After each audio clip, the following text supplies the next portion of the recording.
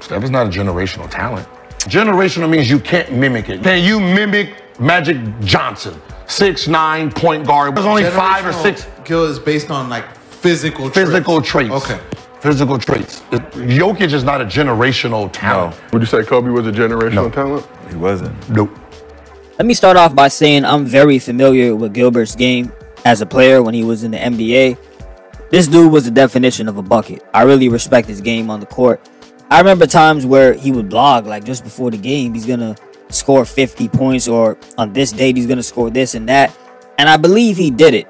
Don't hold me to it. It's been a while, but I believe he would go out and actually do it, or sometimes he may not. But the point is, again, I respect his game. And I'll take it a step further and say, had he not got into the incident with the gun in the locker room and some injuries here and there, you could have been looking at a potential Hall of Famer had he got the chance to continue what he was doing with the Washington Wizards and the scoring runs and helping them make the playoffs. You could then say that if all of that had happened and it went all the way right with Gilbert, he would have been looked at as a generational talent himself. But let's analyze his criteria for what he considers a generational talent. And he made it clear that he was talking about the physicality, or in other clips that he had in that segment, a freak of nature. All right, somebody who was born, I guess, with athletic gifts. And he mentioned how you can't mimic that. Well, you can't mimic what Steph Curry does with the three-point shot. I did a whole video about this, how he revolutionized the whole game offensively and how people played when he just got into the league. And you can watch the video for more detail. When he first got into the league, they weren't shooting threes like that. Then they ended up winning the championship, and there was much more I said. Everything changed. It was to the point now where, like, how many players do you see trying to mimic what the Golden State Warriors did, all because of that one guy? And they weren't able to do it. You can't show me another team after Steph Curry that won shooting a bunch of three-pointers, or even had a guy as skilled as Steph Curry shooting threes. Quick example. Early in Buddy Hield's career, he was in New Orleans and he gets traded to the Sacramento Kings. Part of the reason why, a big part of that reason, is because the Kings owner was reported as to believing that he was going to be the next Steph Curry, or he had the talent or potential to be. So this was a big thing, looking for that next Steph Curry. But as I was saying, you can't mimic what he does. There was a game that Mike Breen and Mark Jackson were calling as commentators, and they got into an argument. Mark Jackson was arguing that Steph Curry was born with the ability to shoot three-pointers, and Mike Breen was saying no, it's because he worked on his game and he worked effortlessly. And Mark Jackson argued back saying no, you could work on that three-pointer all you want, shoot three-pointers all day, all night long.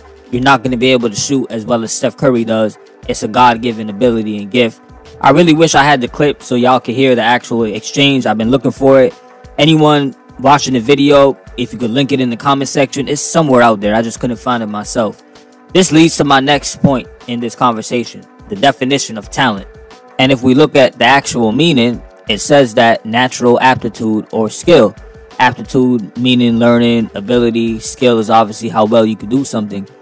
You can't teach or have the learning ability of someone who's 6'9". That's genetics, DNA. You can't teach that.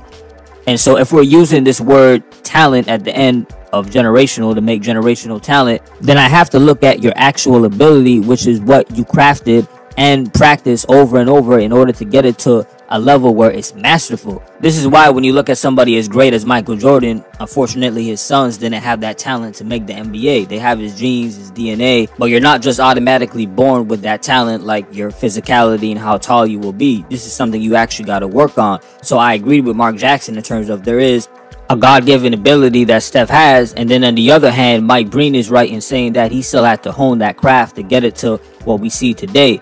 When you look at Bronny James, LeBron James' son, he has some athletic gifts that he probably got because of his genetic DNA with LeBron James, but that talent didn't transfer to him that LeBron James has. If we look at some other names that Gilbert mentioned who weren't generational talent, Nikola Jokic is somebody else who comes to mind that he mentioned. Nikola is a center that could play point guard, give you 9, 10 assists, 10 rebounds, 23, 24 points. There's not a lot of guys who can mimic that or even have done that in the NBA period. So to me, that's a generational talent right there.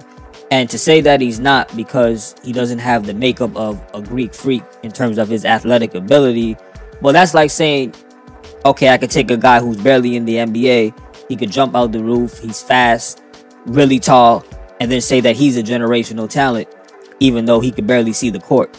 Kobe Bryant was somebody else who he said wasn't a generational talent.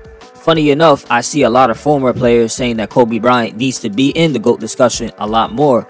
If you look at even the athletic poll that they did, the anonymous one, with current players right now, they had Kobe pretty high when it came to who they thought was the GOAT.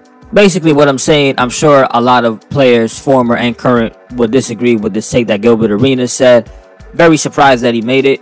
As long as he's being honest and that's how he genuinely feels, though, I can't really be mad. Let me know what y'all think. Is Gilbert Arenas tripping? Is he totally wrong? Or do you believe he actually has a point? Let me know. You don't got to agree with everything that I'm saying. Hit me up in the comment section. And as always, salute for listening. Peace.